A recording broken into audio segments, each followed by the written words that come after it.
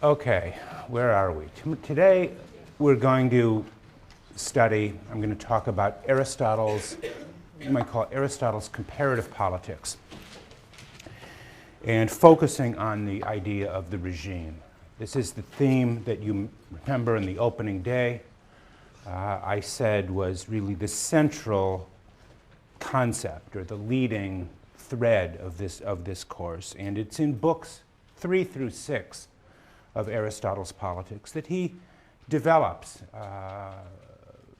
his idea of the regime and regime politics. Book 1 that we spoke about last time really in a way tells us something about the, you might say almost the metaphysics of Aristotle's Politics. Today, Aristotle speaks more empirically, more politically about what a regime is. His idea of regime, politeia, again, the same word that was used for the title of Plato's Republic, is the centerpiece of Aristotle's Politics, literally. It occupies the theme of the middle 3 books, books 3 through 6. These books are difficult in many ways. They're complicated. They're not everybody's favorite part of the book, but they are my favorite part because it tells us more precisely than anywhere else how Aristotle understands the nature of politics. And that, after all, is what we are most interested in. A regime refers to both the formal enumeration of rights and duties within a community, but it also addresses something closer to what we would call the way of life or the culture of a people, their distinctive customs, manners, laws, habits, moral dispositions, and sentiments. And Aristotle's constitutional theorizing begins by asking a simple question. What is the identity of a city? What gives it its identity and enduring existence over time? And his answer is the regime. The regime is what gives a people and a city its identity. Aristotle distinguishes between what he calls the matter and the form of the regime. Let me examine both of these in turn. The matter, the substance, the material basis of a regime concerns its citizen body, that is to say, the character of those who constitute a city. And here he rejects a number of alternatives for what constitutes a citizen body. He rejects the idea that the city is defined simply by a group of people who inhabit a common territory, the same space, as it were. The identity of a polis, he writes, is not constituted by its walls. That is to say, it is not constituted by geography alone. And similarly, he rejects the idea that a regime can be understood as a defensive alliance against invasion by others. In our terms, for example, NATO would not be a regime, a purely military or defensive alliance. And finally, he denies the possibility that a regime exists that whenever a number of people come together to establish commercial relations with one another. Organizations like NAFTA or the WTO, the World Trade Organization, do not a regime make. A regime cannot be understood simply as a commercial alliance. What is a regime then? It is evident, Aristotle said, that a city is not a partnership in a location or for the sake of not committing injustice against one another or for transacting business. So what is a citizen body? The citizens who constitute a regime, he tells us, do more than occupy a common space, but are held together, according to Aristotle, by bonds of common affection. It is affection, loyalty, and friendship that make up a regime. This sort of thing, he says, this political partnership, is the work of affection, philia is his word, is the work of affection. For affection is the intentional choice of living together. 1280a, if anyone's interested. It is the intentional choice of living together. Friendship, he writes, is the greatest of good things for cities. For when people feel affection for each other, they are less likely to fall into conflict. But what kind of friendship is he talking about? Is it the kind of friendship that you feel for your best friend or for your parents or siblings? What kind of friendship are these bonds of affection that he says hold the city together and that make it a regime?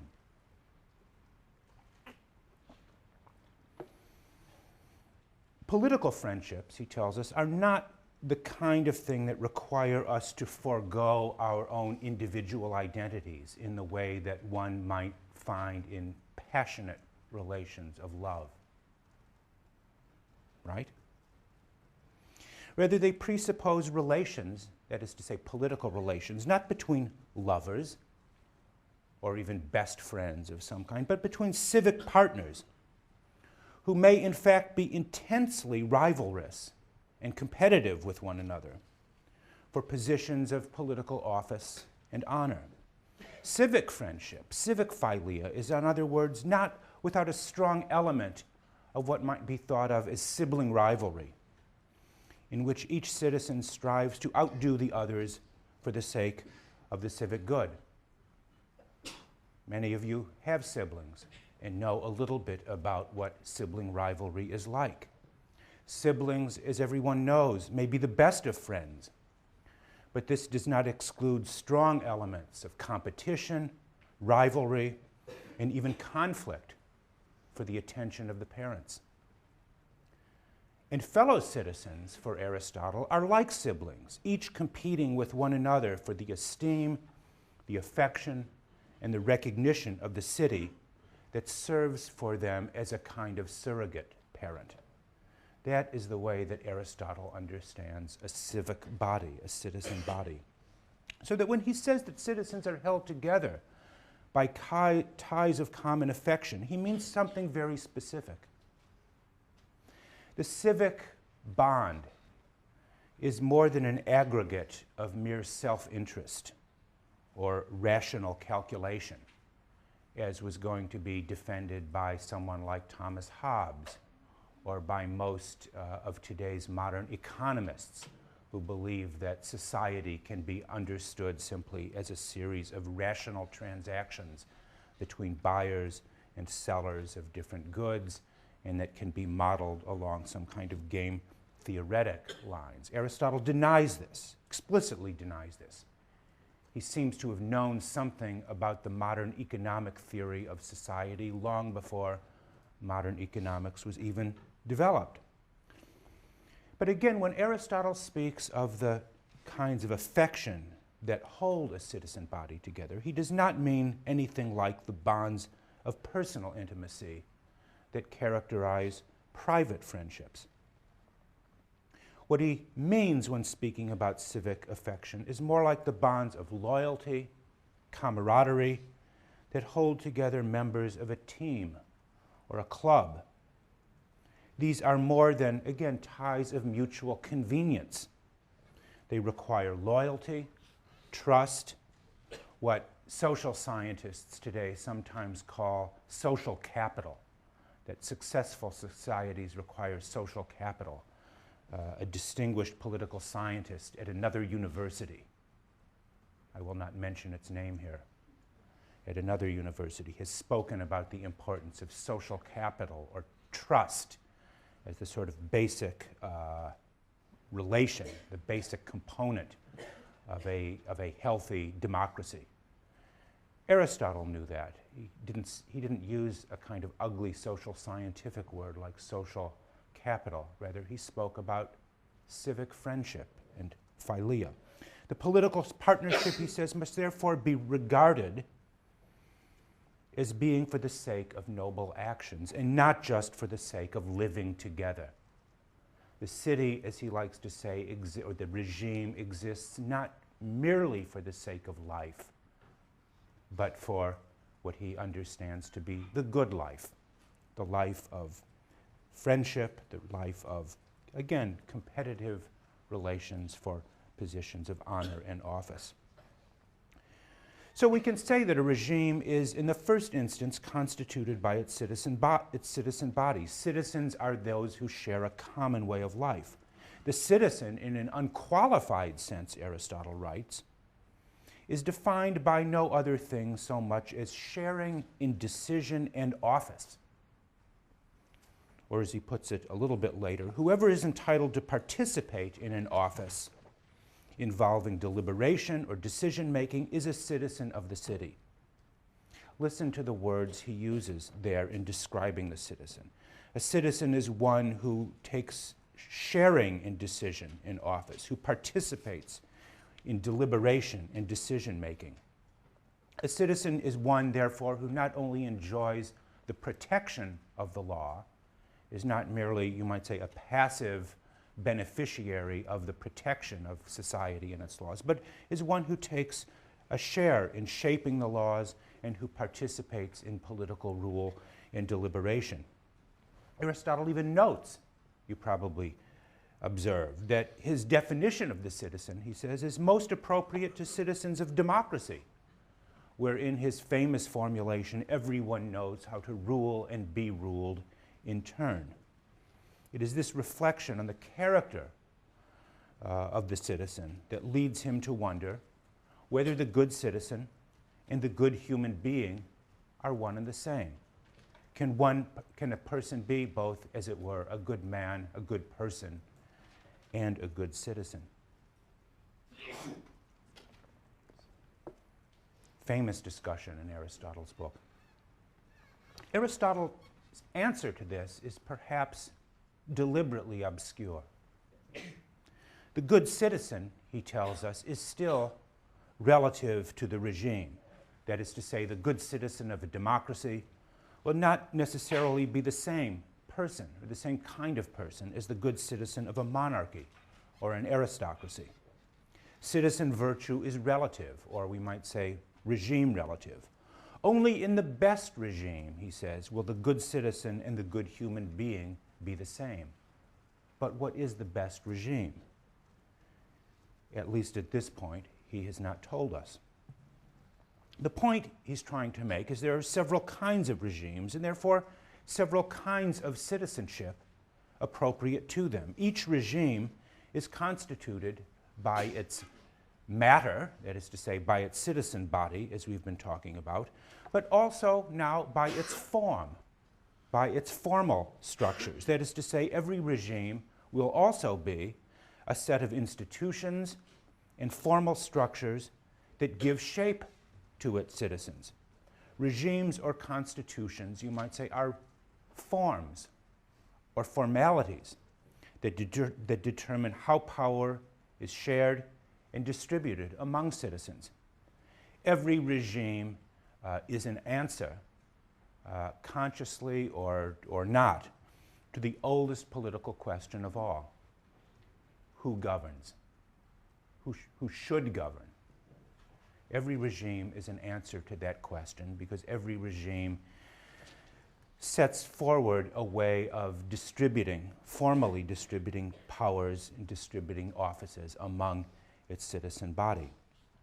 So we move now from the matter of the regime, it's what constitutes its citizens and its citizen body, to the question of the form of the regime, its forms, its formalities, its structures and institutions, you might say. Entirely too much of modern political science is focused on simply the forms and formalities of political life, not enough, in my opinion, with questions of the citizen body and what constitutes the character or the virtue, in Aristotle's term, of its citizens. But nevertheless, Aristotle gives extraordinary importance and attention to the forms or formalities that make up a regime. What does he mean by that? Aristotle defines the strictly formal criteria of a politeia twice in his Politics. And I'm sure you noted both times where they appeared, yes? Book 3, Chapter 6, famous definition. The regime, he says, is an arrangement of a city with respect to its offices, particularly the one who has the authority over all matters. For what has authority in the city is everywhere the governing body, and the governing body is the regime. The regime is an arrangement of a city, he says, with respect to its offices, and every city will have a governing body, that governing body being the regime. The second definition appears at the beginning of Book 4, Chapter 1. For a regime, he writes, is an arrangement in cities connected with offices, establishing the manner in which they have been distributed, what the authoritative element of the regime is, and what the end of the partnership is in each case. A similar but slightly different definition of what constitutes the formal structure of regime politics. But from these two definitions, appearing in Book 3, Chapter 6, and Book 4, Chapter 1, we learn a number of important things. First, just to repeat, a regime concerns the manner in which power is divided or distributed in a community. This is what Aristotle means when he uses the phrase, an arrangement of a city with respect to its offices.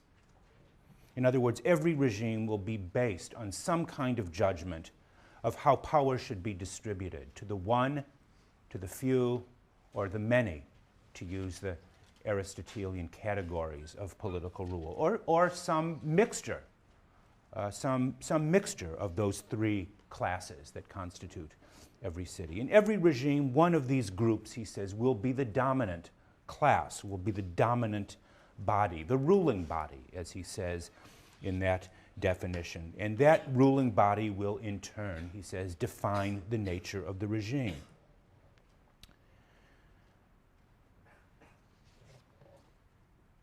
But Aristotle tells us something more than this. His regime typology, is to say his division of power, his division of regimes into the rule of the one, the few, and the many, is based not only on how powers are distributed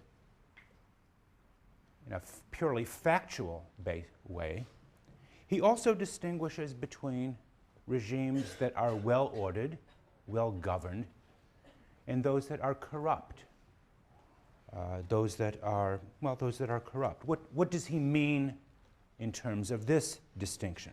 Aristotle's distinction seems to be not only empirical, again, based on the factual distribution of powers. It seems to have what we might call today a normative component to it.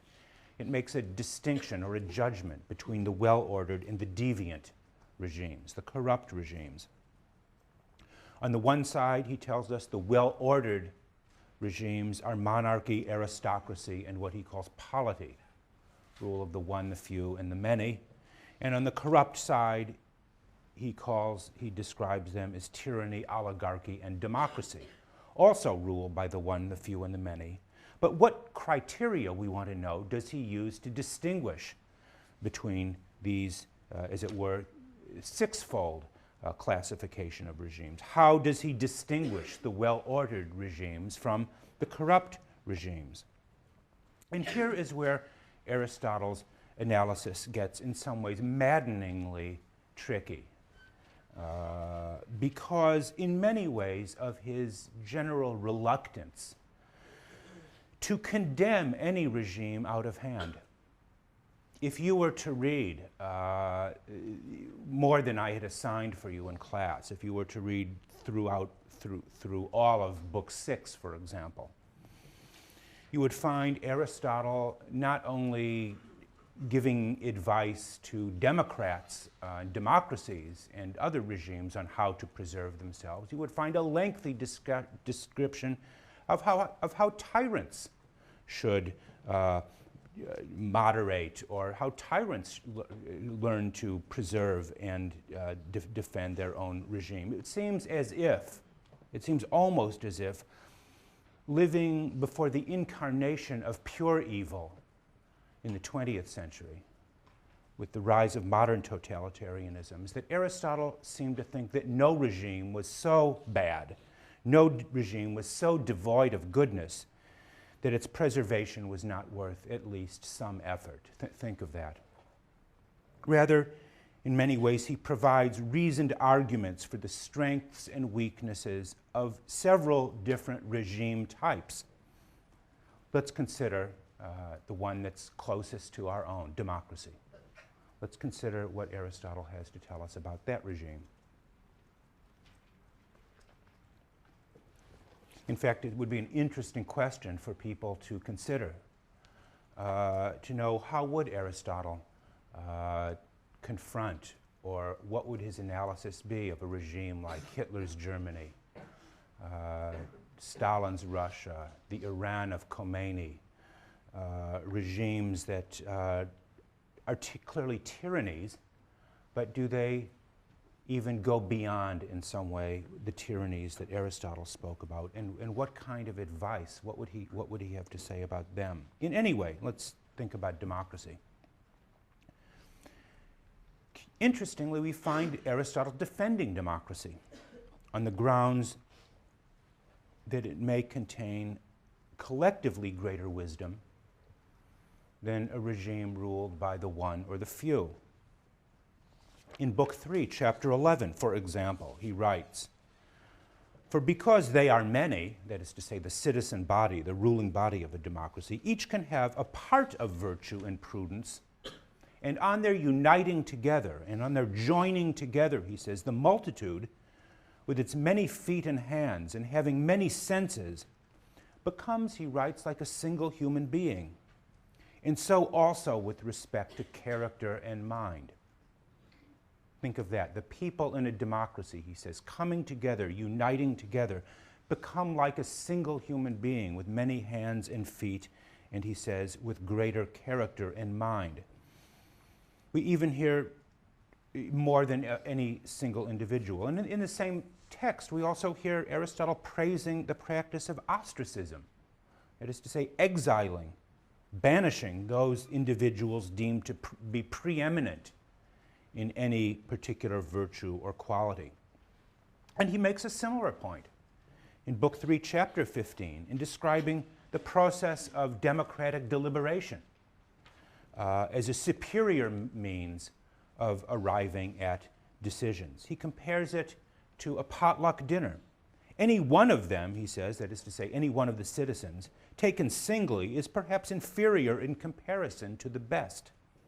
But the city is made up of many persons, just as a feast to which many contribute is finer, is better, than a single and simple one, and on this account, a crowd also judges many matters better than a single person. Furthermore, what is many, he says, is more incorruptible. Like a greater amount of water, the many is more incorruptible than the few. So he gives there a powerful argument in defense of democracy, like a potluck dinner. Each individual cook may not be as good as the best chef, but many taken together will provide many more dishes and many more for a variety of tastes than does a single chef. And he says furthermore, a crowd, the many, is more incorruptible than the few. Less light and incorruptible here, I take it in the kind of ordinary sense of the term, less susceptible to bribery. You can't bribe a lot of people in the way that you can a single individual. Are Aristotle's views on democracy correct here in his analysis? Do in fact many chefs make for a better dinner than a single chef? Well, I don't know. Would you rather have dinner at the Union League, where there's one chef, or a master chef? Or would you rather have dinner with a bunch of your friends, each providing some piece of the dinner? Well, it's a good argument. It's an interesting argument. It's open to debate at any rate. Yet at the same time,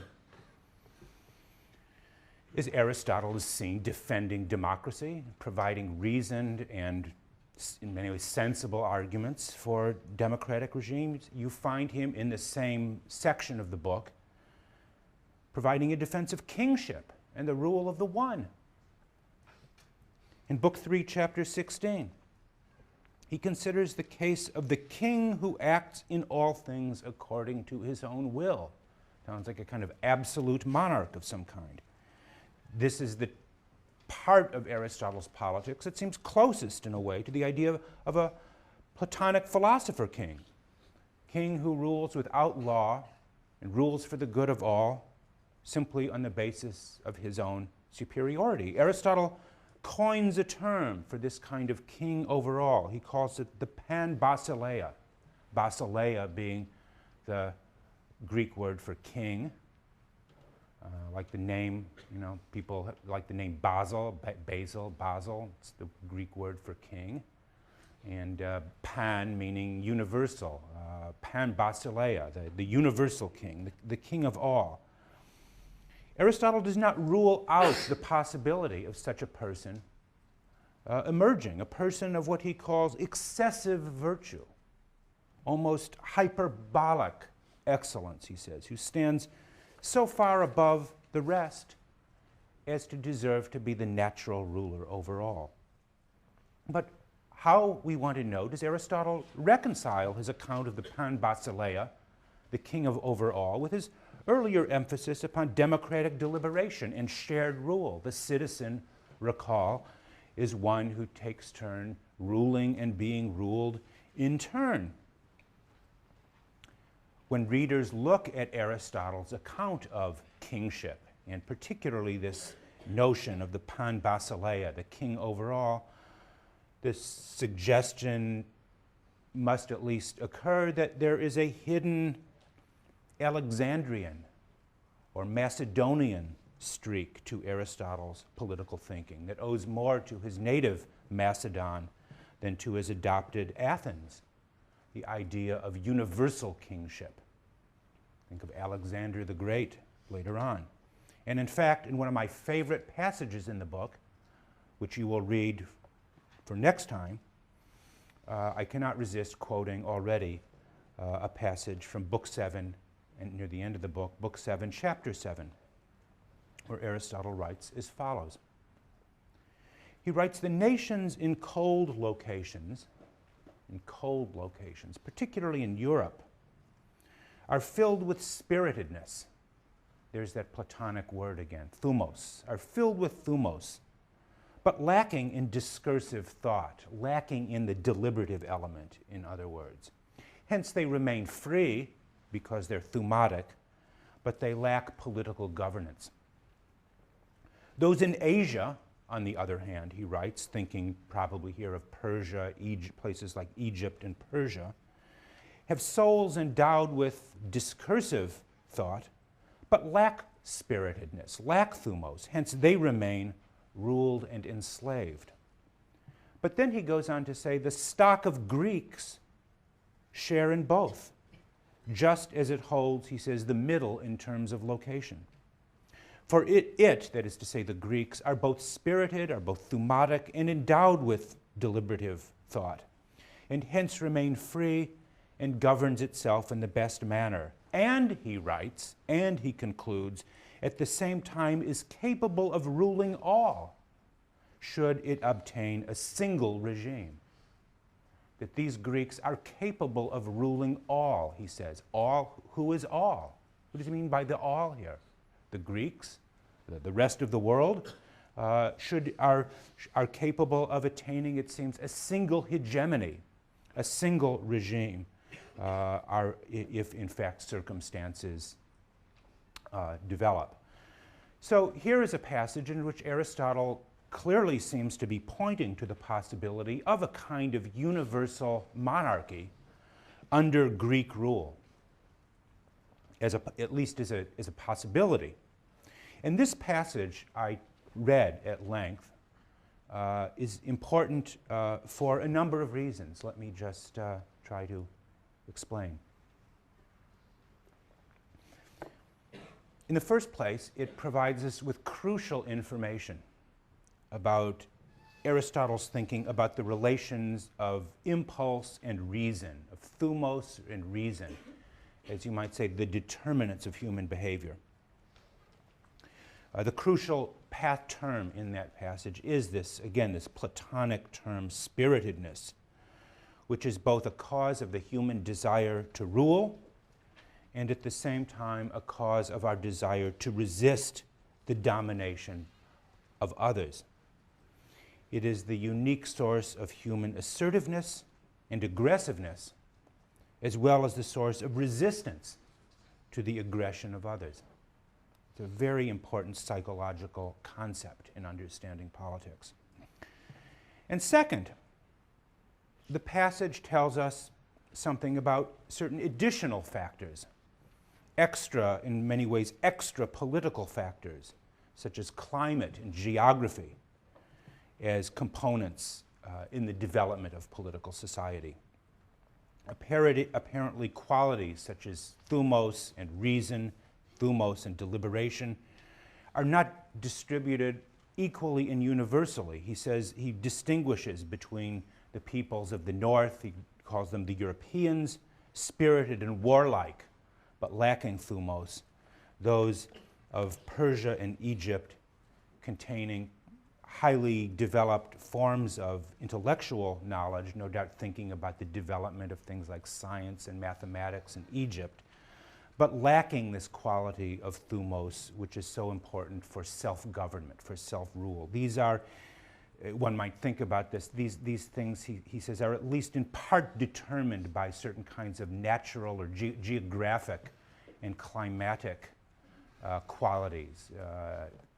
A modern reader of this passage that comes to mind is Montesquieu in his famous book, The Spirit of the Laws, with its emphasis upon the way in which geography and climate and environment become in part determinants of the kind of political culture and political behavior exhibited by different peoples. And finally, this passage tells us that under the right circumstances, at least Aristotle suggests, the Greeks could exercise a kind of universal rule if they chose. He does not rule out this possibility.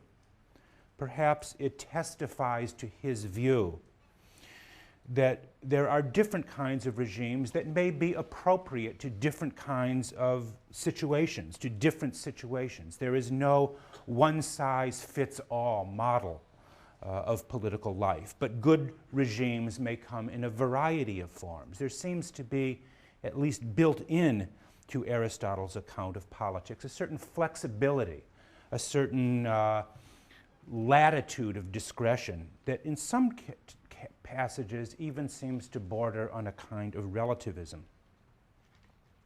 But nevertheless, Aristotle understands that a person, this pan basileia, this person of superlative virtue, is not really to be expected. Politics is really a matter of dealing with less than best circumstances, which is perhaps one reason why Aristotle gives relatively little attention to the structure of the best regime. Such a regime, which I do want to talk about tomorrow, Wednesday, is something to be wished for, but is not, for practical purposes, something to which he devotes a great deal of time. Most regimes, and for the most part, will be very imperfect mixtures of the few and the many, the rich and the poor. Most regimes, for the most part, most politics, for the most part, will be struggles between what he calls oligarchies and democracies, ruled by the rich oligarchies, ruled by the poor democracies. In that respect, Aristotle seems to add an economic or sociological category to the fundamentally political categories of few and many. The few are not simply defined quantitatively, but they are defined, as it were, also sociologically. The rich, the poor, again, defined as, the many, again, defined by him as the poor. It was not, you have to see when you read these passages, it was not Karl Marx, but rather it was Aristotle who first identified the importance of what we would call class struggle in politics. Every regime is in many ways a competition between classes. But where he differs from Marx, right, where he differs is he believes that the fundamental form of competition between classes is not just for resources. It is not a struggle over who controls what Marx calls the means of production. It is a struggle over positions of honor, of status, and positions of rule. Struggle is, in short, political struggle, not economic struggle. Every regime, he believes, will be in some ways a site of contestation with competing claims to justice, with the competing claims to political rule, for who ought to rule. There is, in other words, not only a partisanship between regimes, but partisanship within regimes, where citizens are activated. Different groups of citizens, different classes of citizens are activated by rivalrous and competing understandings of justice and the good. The democratic faction, he tells us, believes because all are equal in some respects, they should be equal in all respects. The oligarchs, he tells us, because people are unequal in some respects, they should be unequal in all respects. For Aristotle, the point and purpose of political science is to mediate the causes of faction, to help causes of faction that lead to revolution and civil war. Aristotle's statesman, Aristotle's statecraft, his political science, is a form of political mediation, how to bring peace to conflict-ridden situations.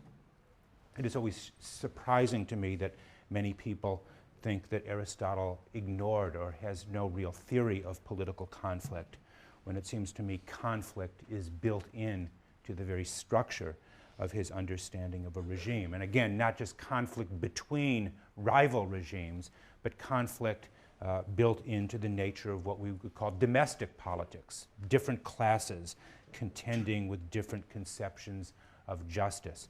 And how can the political scientist bring peace, bring moderation to these deeply conflict-ridden situations?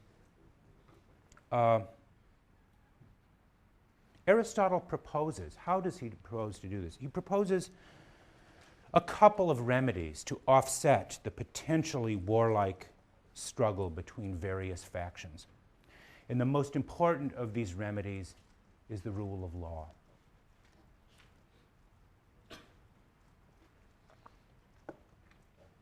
Law ensures, he says, the equal treatment of all citizens and prevents arbitrary rule at the hands of the one, the few, or the many. Law establishes what he says is a kind of impartiality.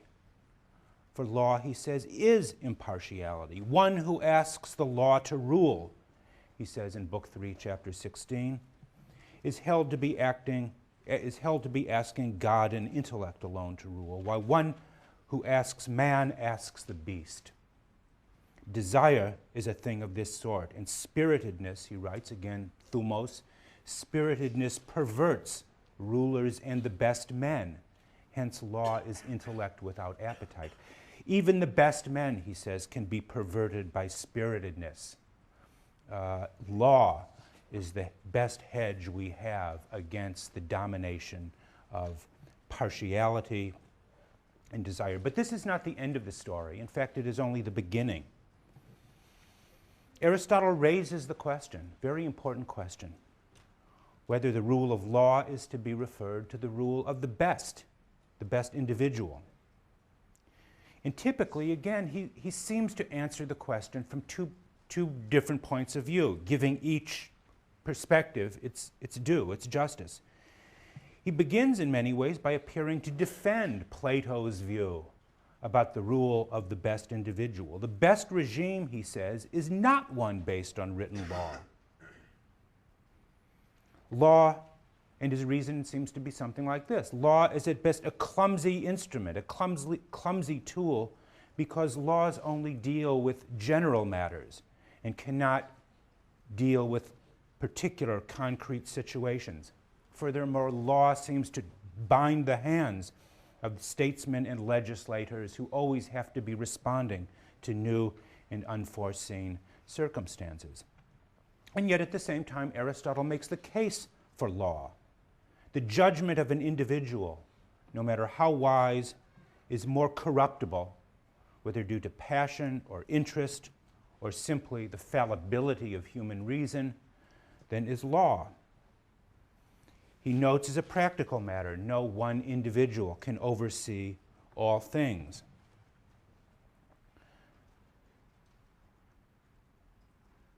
Only a third party, in this case law, is capable of judging adequately. Again, he seems to give reasons and good reasons for both cases. But he moves to the question, should law be changed? Is law changeable? And if so, how? And once again, he puts forward different arguments. In Book 2, Chapter 8, he compares law to other arts and sciences and suggests why sciences such as medicine and has exhibited progress, this should be true for law.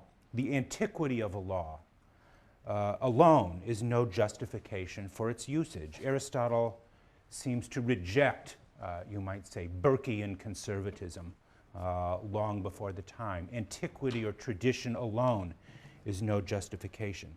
Yet at the same time, he seems to recognize that changes in law, even when the result is improvement, are dangerous. He writes, "It is a bad thing to habituate people to reckless dissolution of laws. For the city will not be benefited as much from changing law as it will be harmed through being habituated to disobey the rulers." In other words, he's saying lawfulness, like every other virtue, is a habit. It is a habit of behavior. And the habit of disobeying even an unjust law will make people altogether lawless. This emphasis upon law as a constraint on human behavior in many ways seems to introduce a strong element of conventionalism in Aristotle's thought. This is the view that justice is determined by laws, by customs, by traditions, that it is conventions, nomos, in the broadest sense of the term, that constitutes justice. And as I indicated, there's also seems to be a certain degree of relativism associated with this. Since conventions vary from society to society, the standards of justice will seem to again be regime dependent. And this seems to be entirely consistent with parts of Aristotle's anthropology. After all, if we are political animals by nature, then the standards of justice must derive from politics. A right that transcends society cannot be a right natural to man.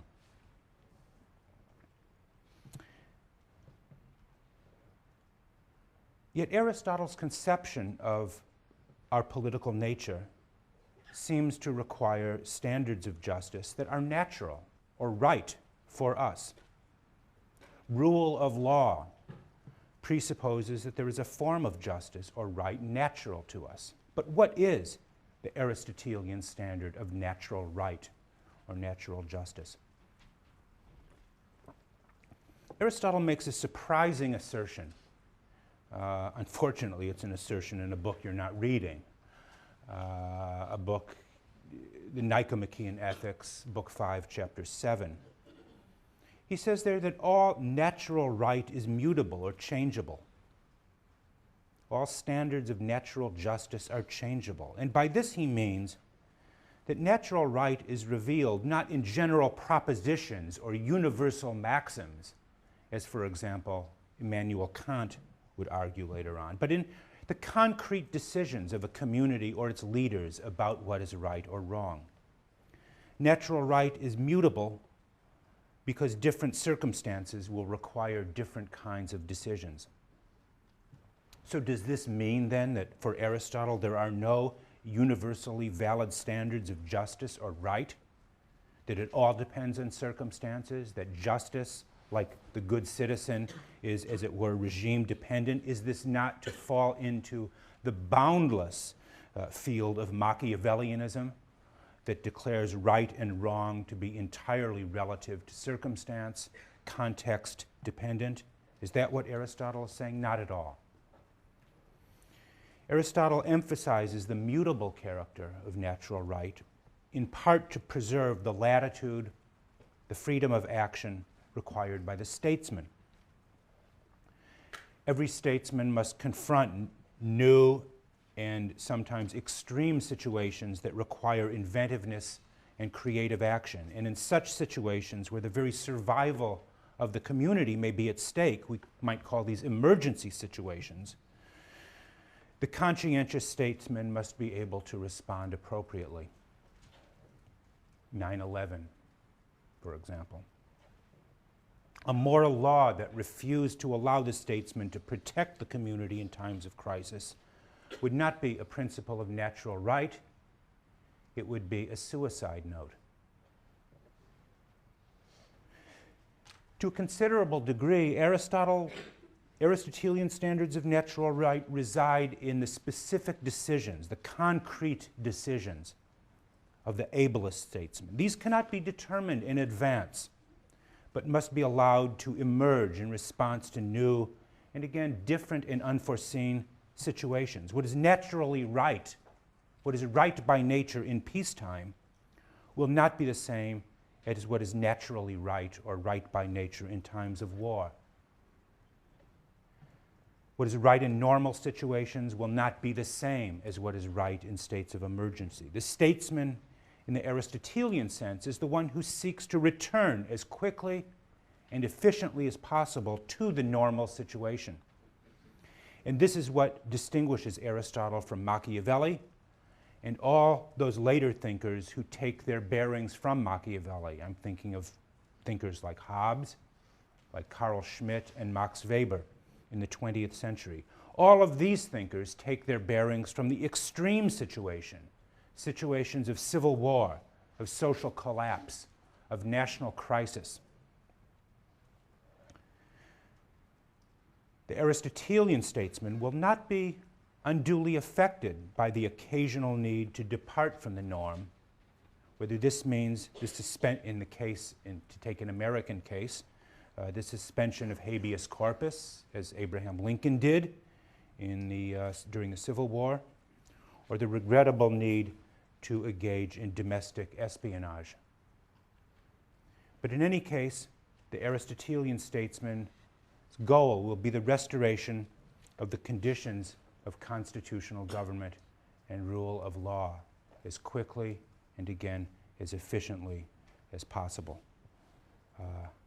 On that grim note, I think, I'll let you go, and we will conclude Aristotle next time.